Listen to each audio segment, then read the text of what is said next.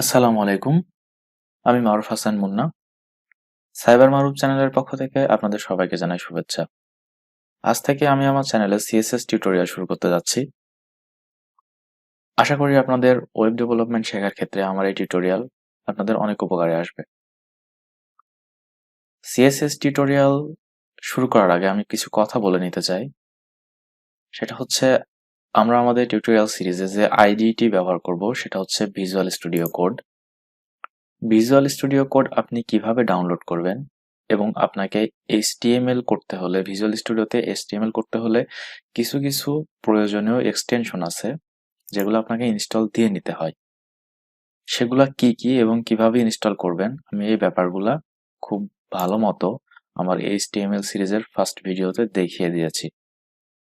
তারপরেও আমি ভিডিওটির লিংক ডেসক্রিপশনে দিয়ে দিব, আপনারা গিয়ে দেখে নেবেন কিভাবে ভিজুয়াল স্টুডিও কোড ইনস্টল করবেন এবং এইচটিএমএল এর জন্য প্রয়োজনীয় এক্সটেনশন ইনস্টল দিবেন।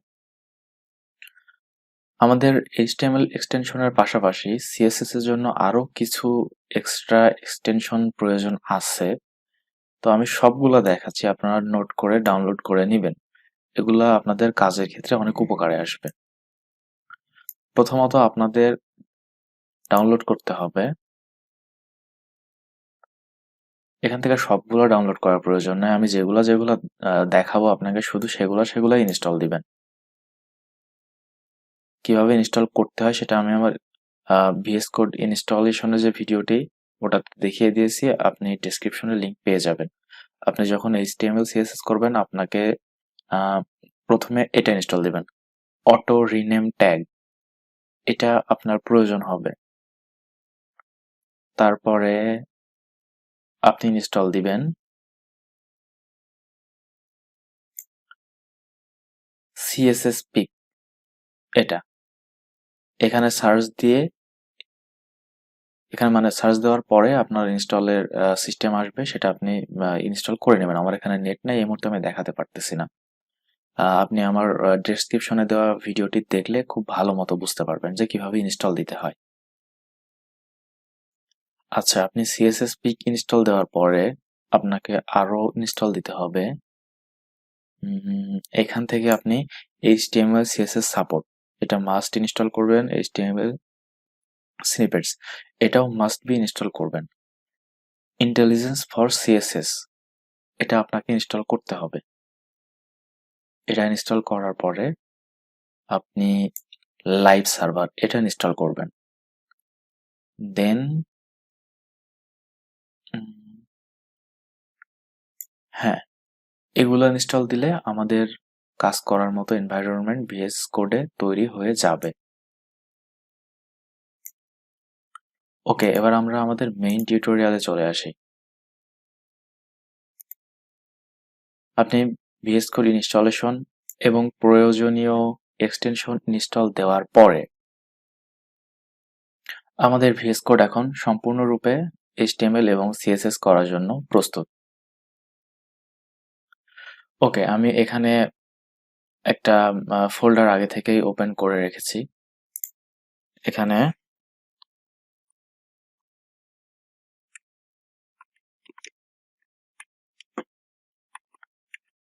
index.html নামে আমি একটা ফাইল ক্রিয়েট করে নিলাম। আপনারা যারা আমাদের HTML ভিডিও সিরিজটি দেখছেন তারা জানেন যে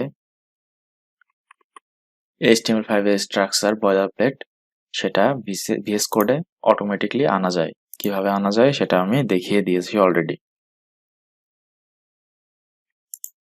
আপনারা যারা আমাদের HTML সিরিজটি দেখেননি তারা অবশ্যই HTML সিরিজটি দেখে নেবেন, কারণ HTML ছাড়া CSS বোঝা আপনাদের জন্য অনেক বেশি কঠিন হয়ে যাবে।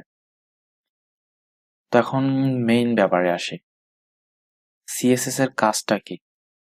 একটা ওয়েবসাইটে যতগুলো লেখা থাকে সেটাকে বলা হয় এইচটিএমএল, সেটা এইচটিএমএল দিয়ে লিখতে হয়। কিন্তু যত ডিজাইন থাকে, লেখার কালার থাকে, বিভিন্ন রকমের বাটন থাকে, সক থাকে, অনেক কিছু থাকে, সেই জিনিসগুলো আসলে কি দিয়ে করে? সেই জিনিসগুলো করার জন্য আমরা সিএসএস ব্যবহার করি। যত রকমের স্টাইল ডিজাইনিং এর কাজ থাকে সবকিছু করে সিএসএস। ওকে, তো এখন আমরা শুরু করতে পারি। আমি অ্যাজিউম করে নিচ্ছি আপনারা আগে থেকে HTML জানেন, কারণ HTML জানা ছাড়া CSS শুরু করা আসলে বোকামি। তো প্রথমে আমি p ট্যাগের মধ্যে লিখে নিলাম নেম ইজ মুন্না। ওকে, তো এটা হচ্ছে র HTML, এখানে কোনো CSS লাগানো হয় নাই। তো মাই নেম ইজ মুন্না এটা দেখাচ্ছে। এখন আমরা CSS এর পার্টে আসি। CSS তিন ভাবে একটা HTML পেজের সাথে ইন্টিগ্রেট করা যায়। আমি আবার বলতেছি, CSS কে আপনি তিন ভাবে একটা HTML পেজের সাথে ইন্টিগ্রেট করতে পারবেন। তিনটা উপায় আছে। একটা হচ্ছে এক্সটার্নাল, একটা হচ্ছে ইন্টারনাল এবং একটা হচ্ছে ইনলাইন। এক্সটার্নাল CSS এর ক্ষেত্রে আমরা আরো একটা ফাইল তৈরি করে CSS এর সমস্ত কোড ওই ফাইলে তৈরি করি এবং এখানে লিংক করে দেই HTML পেজের সাথে। আমরা এক্সটার্নাল CSS পরের ভিডিওতে দেখব। আজকের ভিডিওতে আমরা জানবো যে কিভাবে ইনলাইন CSS এবং ইন্টারনাল CSS লিখতে হয়। আমি প্রথমে ইনলাইন CSS লিখব। আচ্ছা, ইনলাইন CSS কোথায় লিখতে হয়? ইনলাইন CSS লেখার জন্য সবসময় যে ট্যাগ আছে ট্যাগগুলোর মধ্যে লিখতে হয়।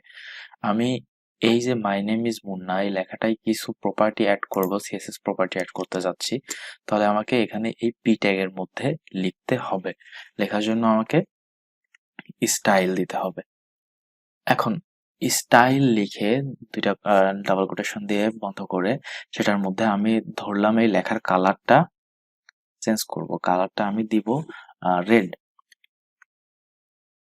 ওকে, তো আমি দিলাম কালারটা রেড। তাহলে এই ক্ষেত্রে কি হয় দেখি। এখন যদি অন করি দেখা যাবে যে আমার লেখার কালারটা লাল হয়ে গেছে। এই যে আমি লেখার কালারটাকে চেঞ্জ করলাম, ডিজাইনটাকে চেঞ্জ করলাম, এটাকে বলা হয় CSS। আচ্ছা, এখন আমি লেখাটা যদি মাঝে আনার চেষ্টা করি তাহলে আমি সেটাকে কিভাবে আনতে পারি? লেখাটাকে মাঝে আনার জন্য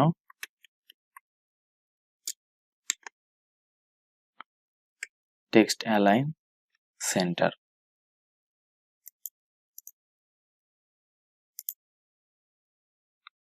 লেখাটা কিন্তু মাঝে চলে আসছে।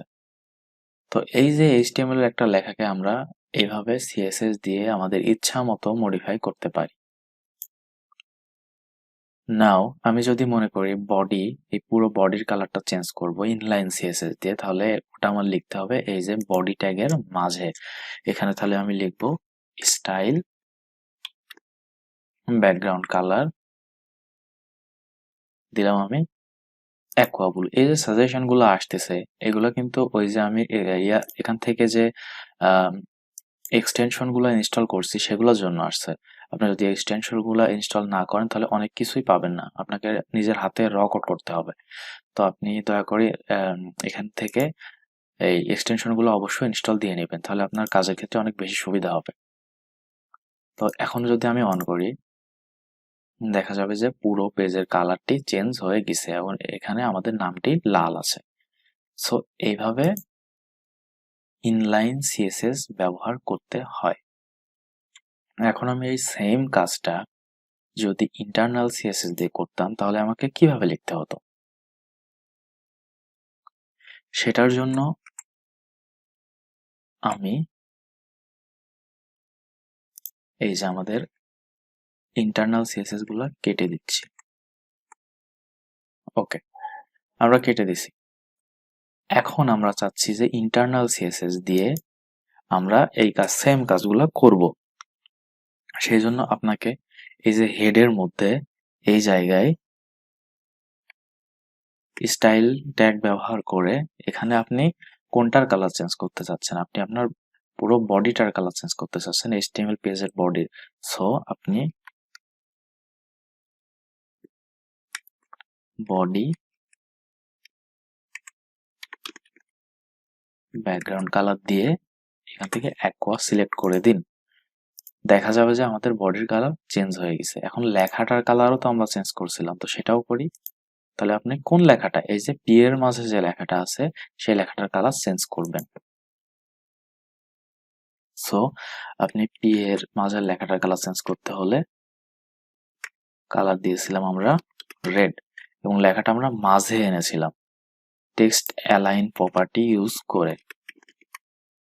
কোনটা দিয়ে কি কাজ করতে হয়, কোনটার অর্থ কি, এটা নিয়ে আপনার এখন মাথা ঘামানোর দরকার নাই। আপনি শুধু এটুকু জানেন যে কিভাবে ইন্টারনাল সিএসএস এবং ইনলাইন সিএসএস লিখতে হয়, কোথায় লিখতে হয়, এই ব্যাপারটা জানেন। আস্তে আস্তে আমরা সবকিছু কভার করার চেষ্টা করবো ইনশাল্লাহ।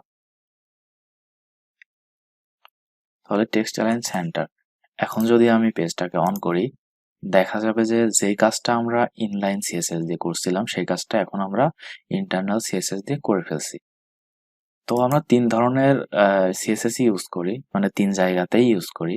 যখন দেখা যায় যে অল্প কিছু কাজ, তখন আমরা এক্সটার্নাল কোনো পেজ তৈরি করি না।